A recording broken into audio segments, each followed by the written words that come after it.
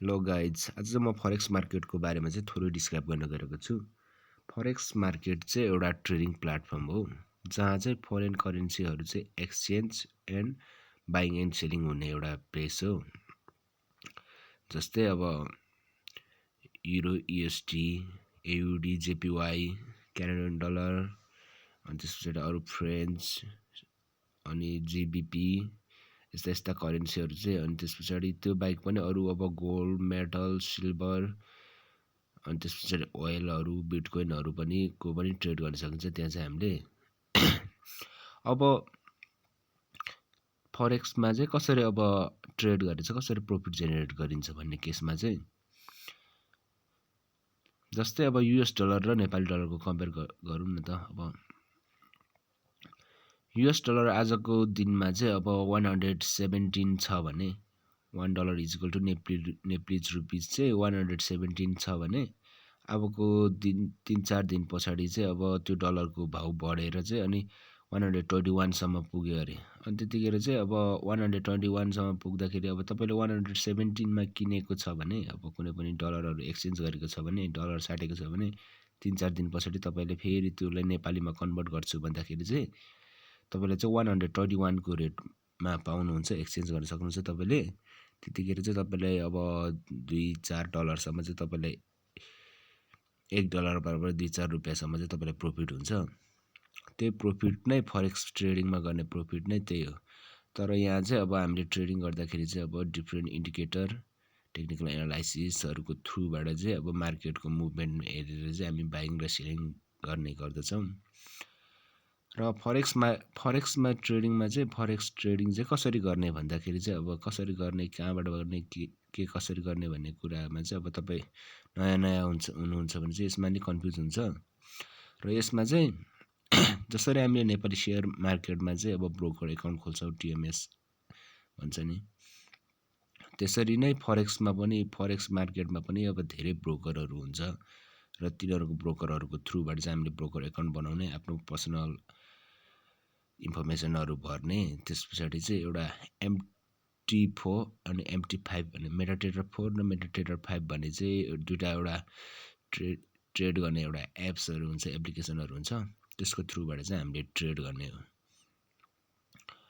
अब ब्रोकरको केसमा चाहिँ अब कुन चाहिँ ब्रोकरहरू राम्रो छ, एउटा ट्रस्टेबल छ एउटा अब भन्ने केसमा चाहिँ अब मैले आफूले गरे अनुसार चाहिँ मैले चाहिँ दुईटाबाट गरेको छु अहिलेसम्म ट्रेड चाहिँ, अक्टा एपेक्स र अनि जस्ट फरेक्सबाट। अनि अब आइसी मार्केटहरू पनि राम्रो छ भन्छ, अनि त्यसपछि डेरी.com पनि।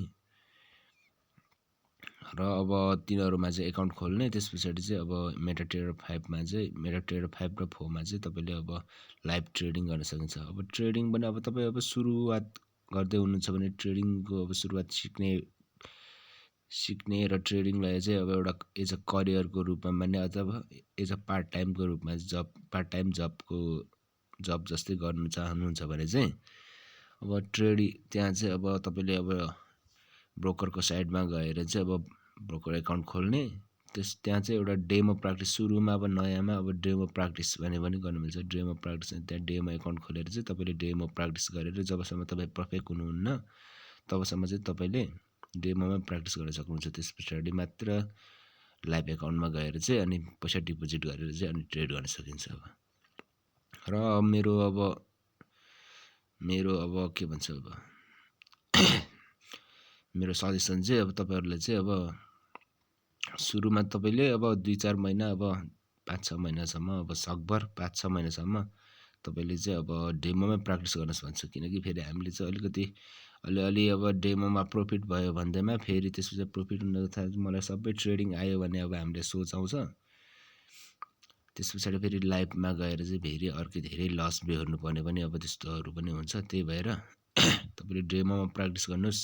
तपाईँहरू नयाँ हुनुहुन्छ भने त्यहाँ डेमो मार्केटको मुभमेन्टहरू हेर्नुहोस्, मार्केट कसरी, अब त्यस टेक्निकल एनालाइसिसहरू, ट्रेडिङ स्ट्राटेजीहरू, इन्डिकेटरहरूको बारेमा चाहिँ बुझ्नुहोस्, जान्नुहोस्, प्र्याक्टिस गर्नुहोस्। त्यसलाई एउटा अब कपी ट्रेडिङ गर्ने, पेपर ट्रेडिङ गर्ने।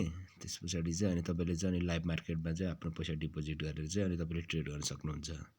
अब ट्रेडिङ अब लिगल हो कि इलिगल हो भन्ने केसमा चाहिँ अब नेपाल गभर्मेन्ट अथवा नेपाल राष्ट्र ब्याङ्कले चाहिँ धेरै ब्याङ्कहरूलाई चाहिँ एउटा अनुमति दिएको छ कि अब कुनै पनि एउटा नेपाली सिटिजनले चाहिँ $500 चाहिँ एउटा वैदेशिक एउटा अब हुन्छ नि एउटा इन्टरनेसनल एउटा ट्रान्जेक्सनको लागि चाहिँ $500 चाहिँ इयरली तपाईँले भिसा कार्ड अथवा डेबिट कार्डको माध्यमबाट चाहिँ तपाईँले ट्रान्जेक्सन गर्न सकिन्छ भन्ने केस छ। यसमा चाहिँ अब US डलरहरू यताउता सबै अब त्योहरू नि पर्ने हुन्छ जस्तो लाग्छ। त्यही भएर अब अहिले लिगल हो कि इलिगल हो भन्ने कुरा चाहिँ अहिले त्यस्तो साह्रो अब क्लियर भएको छैन। त्यही भएर अनि अब तपाईँले ट्रेडिङहरू गर्न सक्नुहुन्छ जस्तो लाग्छ मलाई चाहिँ।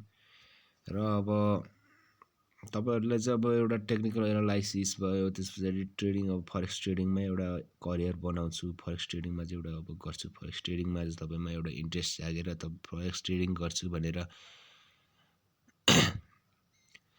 सिक्न चाहन्छु, कसरी सिक्ने के गर्ने भन्ने सोचमा हुनुहुन्छ भने तपाईँहरू मेरो च्यानललाई सब्सक्राइब गर्नुहोस्।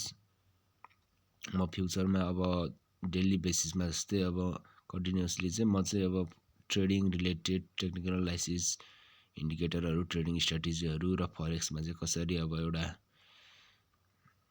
ट्रेडर अब रियल प्रो ट्रेडर बन्ने भन्ने कुरामा चाहिँ एउटा अब रियल ट्रेडर बन्ने भन्ने कुरामा चाहिँ म हेल्प गर्न सक्छु। त्यही भएर मेरो च्यानललाई सब्सक्राइब गरिदिनुहोस् तपाईँहरूले फ्युचरमा। अनि ट्रेडिङ रिलेटेड इन्फर्मेसन नलेजहरू चाहिँ म रेगुलरली रूपमा चाहिँ अब युट्युबमा हाल्नेछु, मेरो च्यानलमा हाल्नेछु।